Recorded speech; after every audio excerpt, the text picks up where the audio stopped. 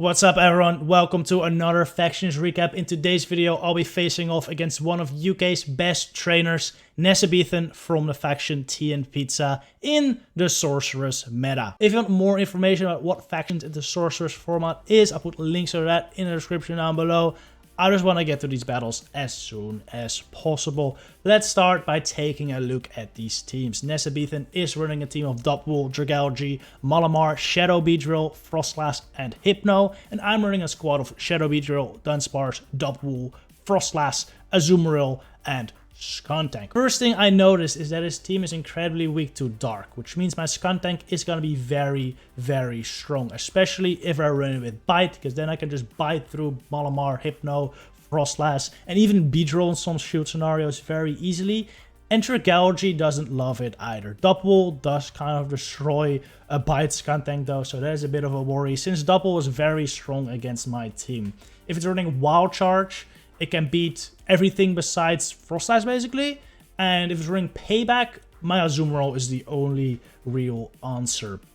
So in game 1, I actually decided to go with a line with an Azumarill lead and a Frostlass in the back, so I can kind of doubly cover that Dopwool no matter what the moveset is, and then I have Bite Skuntank in the middle as like a pivot, hopefully as a surprise. I'm really hoping he doesn't expect Bite, and that he maybe even switches in like a Frostlass into it. That's actually like a pretty okay matchup with, you know, Poison Jab. But more than likely he's going to switch like Dragalge or Beedrill into it, both of which are kind of fine with Bite, because I can at least get a shield advantage there. Or I can, if it's Beedrill that's coming in, I can actually bite it fully down. First game, I lead my Azumarill into Dopwool. Not ideal with its Wild Charge, since I will lose this one pretty convincingly, but I can at least do a lot of damage on it. I'm gonna throw my player at 8 double kicks, which is exactly on double Wild Charge. If they wanted to double up, they would have had to CMP tie with me here. They actually play this very smart. They overcharge and wait until I throw my move before starting to double Wild Charge, so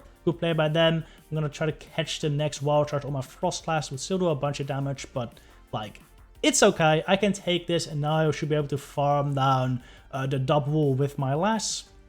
Gonna shield this up though, because it's definitely another Wild Charge, which is okay. You know, Frostlass energy is always very good, so having to use a shield there is fine, because I'm gonna get it back here anyway. Now there are 3 Dragon Tails, so I could decide to go for an Aqua Tail here, but they actually decide to farm me down with their 5th Dragon Tail.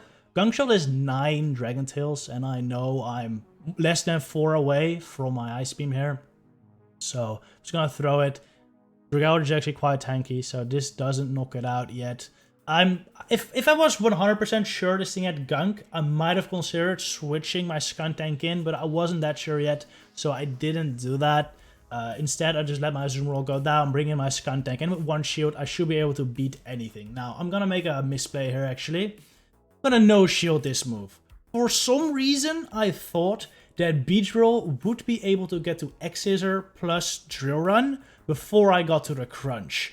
But that's wrong. I actually get to the Crunch before that. So I'm gonna no-shield calling this, but if they had Drill Run, I would have been real stupid. I really should have shielded that. There was actually no reason for me to no-shield that, because even if I shield the X-Scissor bait, I still reach this Crunch. So kind of lucky there, but you know what? I'll take it. Take the first game, GG's. So next battle, I'm expecting them to kind of go hard against Bite Skuntank. So bring something like Beedrill, Dragalge, Dopwool. So I'm bringing my best counters to those. My own Dopwool does pretty okay versus all 3. Dunsparce is the best Beedrill answer I have, which also does fine against Dragalge. So that's what we're going with this game. I end up leading Frostlass into Beedrill, and this might seem like a pretty okay matchup since I'm resisting Poison Jabs, but it's actually not that great. If they can manage to get an X-Scissor bait here, they get to the Drill Run at the exact same time as my second Avalanche, win the CMP tie, and I will lose the 1s. And if they bait twice, I lose the 2s. So not ideal. They actually baited me right here. Not great, but I'm just gonna catch this Drill Run then on my Dopwool. Still does a lot of damage. Beedrill is like a real threat in this meta. Super annoying. They get it off there.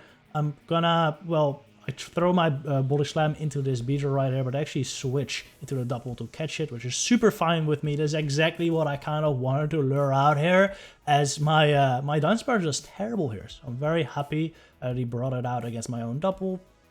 Does win CMP sadly, so I don't get my second Body Slam off, but that's fine. They're already in a range where an Avalanche would knock out. I throw on 4 double kicks there, exactly when they have Wild Charge. They actually shielded up, which I was kind of surprised with. But fine with me. I can't really knock this out with Dunsparce, so I'm gonna shield this up here. Since otherwise the double would be a real problem for my Dunsparce. I mean, I could have, but I would have taken a lot of damage since they would have outpaced me to a Body Slam. So I might as well shield it. Get to another Avalanche. I even over farmed there, so I can get to an Avalanche versus this Beedrill. I knew they were gonna reach the X-Scissor, but that was very fine with me. I know I survive. Get to the Avalanche, get rid of his Beedrill, and then hopefully Dunsparce can sweep whatever's in the back. If it's Hypno, I'm in trouble. But it's Dragalge, which should be super fine.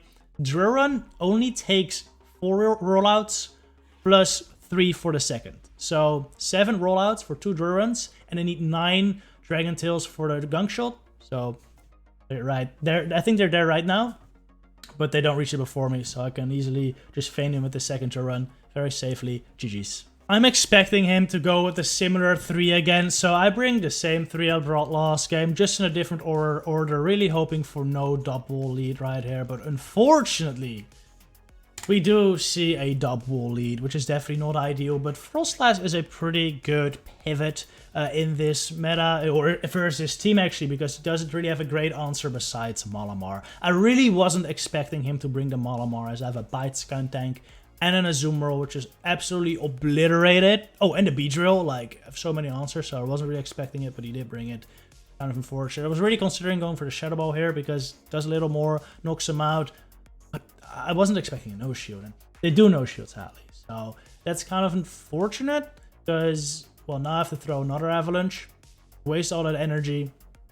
I do get Switch Advantage, which is kind of okay, but their double with an energy lead is not great. And, well, Dunsparce is, I would say, a bit of a disappointing Pokemon as well. It is pretty good coverage for this meta. Like, it does fine versus Beedrill, Frostlass, Dragalge, basically everything that's kind of fine against, besides double. But it doesn't hard beat anything. Well, we're gonna see here. I'm actually gonna shield this up. I don't really want my Dunsparce against his double. They wild charge me, so great shield. They bring in Beedrill. I should have probably Body Slam before dipping, but I didn't want them to get an energy lead. And this is where I make a mistake, okay? This is where I make a major mistake. I throw on alignment. Luckily, it was a CMP tie, but I'm gonna explain later why that was huge, okay? They Drill Run, this was fine. I just want to get to 2 Rock Slides here. Yeah, I really should have thrown a Body Slam before dipping. Actually, the problem with throwing the Body Slam before dipping is that then the double is gonna farm me down and I have no move loaded. So it's not great. I couldn't shield that because I lose CMP versus their double. So I couldn't shield that, because if I shield that, my double is just gonna lose against theirs. I just need to get some energy here, but you know, at this point, it's over. It's very over. Their double is just gonna farm me down. But this is where we come with this, okay? Where with my bad timing. His bad timing as well, actually.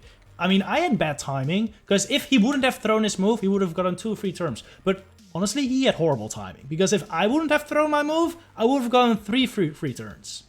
And what would have actually happened is that if I would have not thrown my move, gotten those 3 free turns, is that I would have gotten to the second Rock Slide. Because they're currently at 8 Poison Jabs, I'm pretty sure. Actually, let's count that. I think they're at 8. Let me see. That's 1, 2, 3, 4, 5, 6, 7, 8. They throw at 8 Poison Jabs. That means they need 4 more for their next X-Scissor. We throw on CMP. I need 3 more rollouts. That's 9 turns. They need 4 more Poison Jabs. That's 8 turns.